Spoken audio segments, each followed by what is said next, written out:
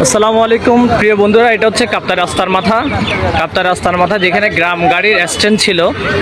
আজকে বৃহস্পতিবার, আপনারা দেখতে পাচ্ছেন হাজার হাজার যাত্রী, যারা সবাই ঘরমুখী। এই ঘরমুখী যাত্রীগুলো অত্যন্ত কষ্ট পাচ্ছে শুধুমাত্র পুলিশের হয়রানির কারণে। এখানে একসময় টোকেন বাণিজ্য হতো এবং টোকেন বাণিজ্যের মাধ্যমে গ্রাম গাড়িগুলো এখানে আসতো।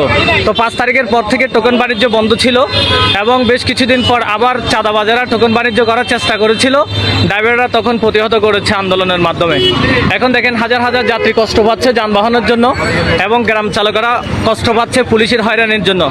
তারা প্রতিনিয়ত গ্রাম চালকদেরকে এইভাবে হয়রানি করছে, যাত্রীরাও হয়রানি হচ্ছে, চালকেরাও হয়রানি হচ্ছে।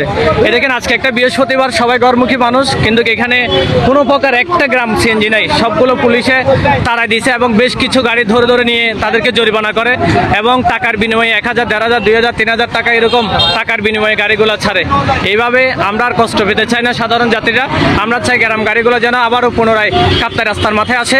এই অল্প গোলাপের দোকান থেকে কাপ্তাই রাস্তার মাথা পর্যন্ত এই অল্প জায়গার জন্য শুধুমাত্র গ্রাম গাড়িগুলো আসতে দেয় না, এবং ফলে এখানে বৃদ্ধ যাত্রীরা আছে, মহিলারা আছে, ব্যাগ নিয়ে আসা যাওয়া করতেছে, শিশু বাচ্চারা আছে এবং বৃদ্ধ মানুষেরা আছে।